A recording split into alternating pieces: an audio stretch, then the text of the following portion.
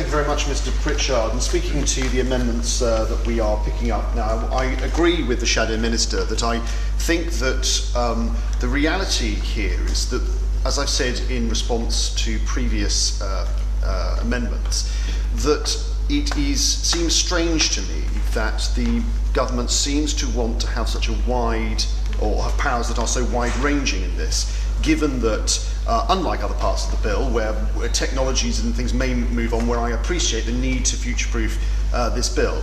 Here, I think it's very clear. I don't think at some point we are going to believe that smoking in playgrounds is better or worse than we do now, or smoking in a field with nobody else around is better or more than now. So I do have a lot of sympathy for both Amendment 4 from the Liberal Democrats and obviously our own Amendment 95.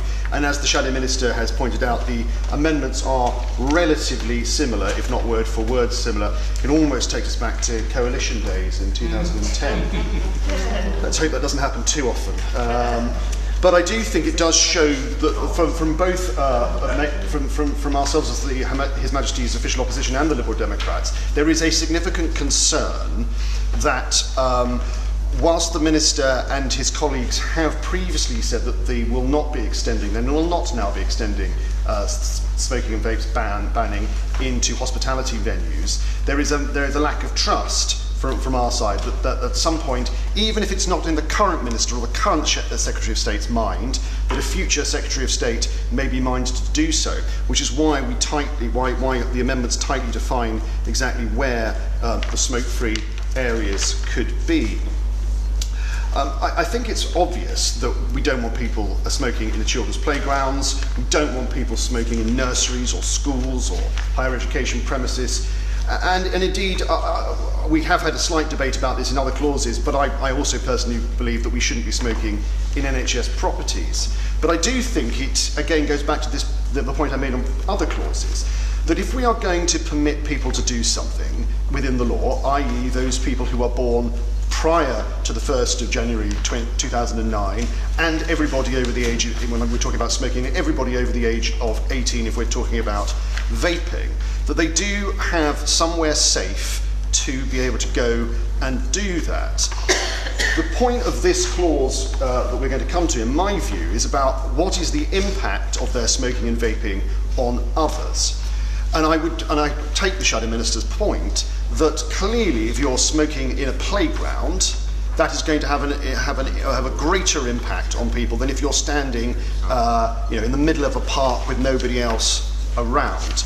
And I think, or a field with no one else around. So I do think that there needs to be an element of proportionality about this. Likewise, as both the Shadow Minister and the Honourable Member from the Liberal Democrats said, we do not want to do any more that could possibly harm our already stretched hospitality industry.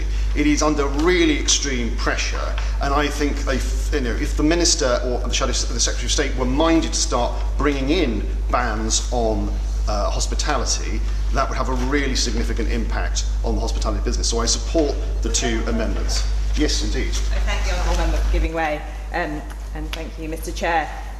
It is a really interesting debate, and I just wanted to add some thoughts from a public health point of view. So I think there is a balance to be struck here in government between supporting the hospitality industry and making sure that we are being fair and proportionate and encouraging businesses, and also being mindful of public health evidence about passive smoking in an area, perhaps outside a pub, where there are multiple people there and people are passive smoking. I think it is clear that the government, the current Secretary of State, our Minister, has taken the proportionate response that the law will not extend to public spaces with hospitality.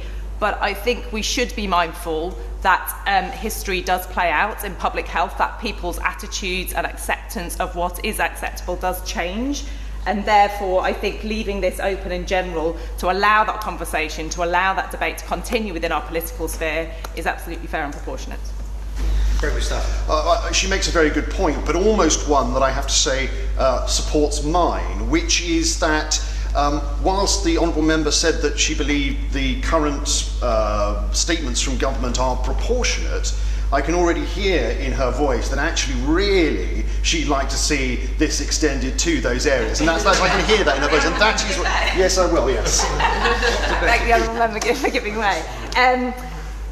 He raises a fair point. I am a public health consultant first and foremost, and perhaps a politician second, but I do appreciate that in politics you have to find fairness and balance and support people in their businesses alongside being mindful of their health. Now, I am a public health consultant, therefore I'm looking at people's health first and foremost, but I think that this is the right place in government to have this sort of legislation, to have this sort of debate, and therefore I am supportive of what is here. It is for people like myself to make the arguments going forward that perhaps, you know, passive smoking outside hospitality is not the way forward, but I absolutely appreciate as a politician that I have to be mindful of businesses. Therefore, I do maintain that this is balanced, but I take my honourable member, the point that he is making, that I am a public health consultant, and I declare that as an interest.